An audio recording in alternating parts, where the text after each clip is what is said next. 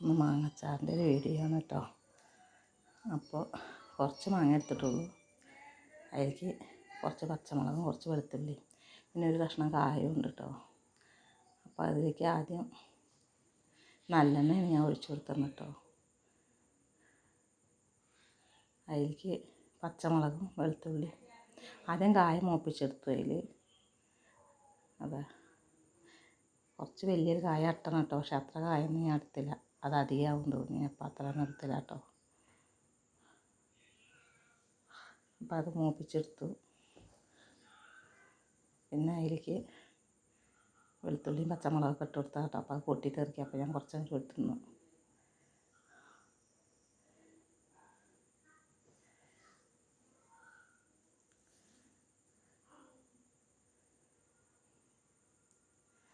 വെളുത്തുള്ളിയും പച്ചമുളകും ഇട്ടു.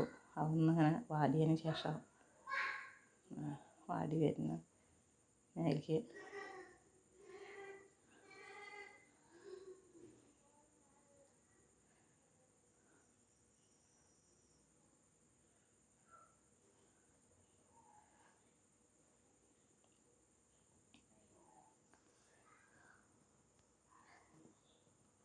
അതൊന്ന് വാടിയതിന് ശേഷമാണ് കേട്ടോ അതിലേക്ക് മുളക് പൊടിയും മഞ്ഞൾപ്പൊടിയും കുറച്ച് അച്ചാർ പൊടിയും ചേർത്ത് കൊടുത്തു കേട്ടോ. മുളക് പൊടി മഞ്ഞൾപ്പൊടി കുറച്ച് അച്ചാർ പൊടിയും ചേർത്ത് കൊടുത്താൽ കേട്ടോ. എന്നിട്ട് അതിലേക്ക് കുറച്ച് വെള്ളം ഒഴിച്ചു. എന്നിട്ട് അതിൽ ആ കായ ഇട്ടു. ഇനി അതൊന്ന് കുറുകി വരണം. വേണ്ട, അതിനാവശ്യത്തിനുള്ള ഉപ്പ് ഇട്ട് കൊടുത്തു.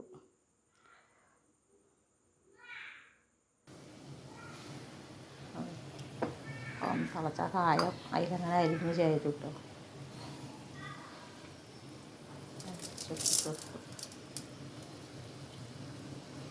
പിന്നെ അതാ കുറുകി വന്നിട്ടുണ്ട് കേട്ടോ. കുറുകി വന്നതിന് ശേഷം അതിലേക്ക് കുറച്ച് സുർക്കയും കൂടി ഒഴിക്കണം കേട്ടോ.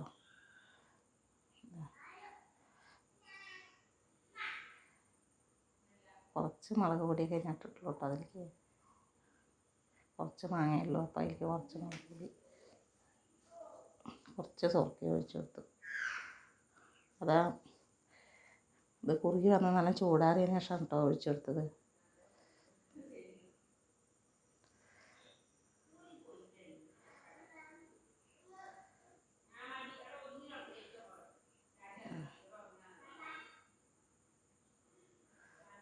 അതിലേക്ക് മാങ്ങ ഇട്ട് കൊടുക്കുക കേട്ടോ.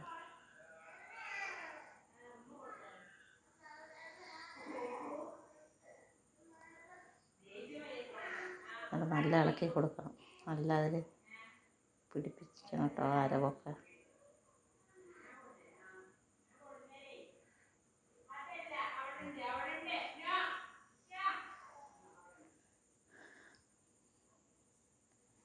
അങ്ങനെ അത് നല്ല ഇളക്കി പിടിപ്പിച്ചതിന് ശേഷം അങ്ങനെ ഒന്ന് അമർത്തി വെച്ചിട്ട് കുറച്ച് നേരം അതിൽ ഉപ്പും മുളകൊക്കെ പിടിക്കാൻ വേണ്ടിയിട്ട്.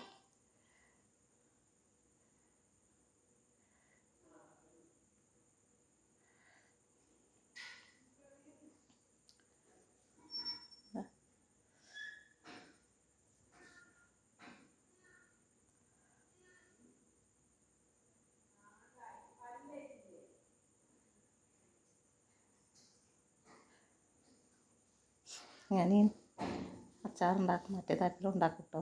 അപ്പം അത്രയേ ഉള്ളൂ.